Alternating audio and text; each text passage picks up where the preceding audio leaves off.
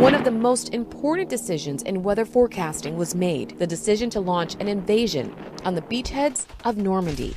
This is D-Day. This forecasting task was led by one man, James Stagg. Internally, he was just fraught with worry.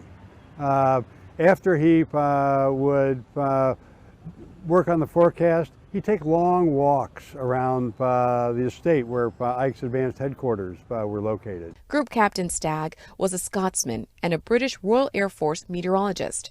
His job was advising the Supreme Allied Commander, General Dwight Eisenhower, on the forecast for the English Channel. There were half a dozen weather ships in the North Atlantic, and half a dozen weather reconnaissance flights out of the UK, out over the North Atlantic every day.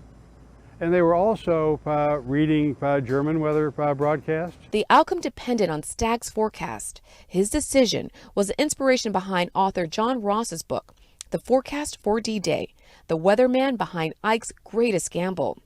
Ross says for a successful D-Day landing, there were strict guidelines. There needed to be moonlight and low tide.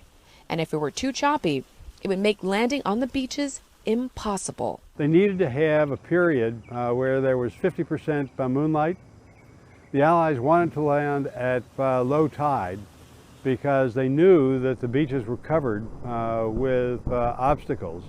Telephone poles buried in the mud with mines on top. The Normandy invasion was originally scheduled for June 5th, but with bad weather on the horizon, they were leaning towards delaying the operation for another 2 weeks.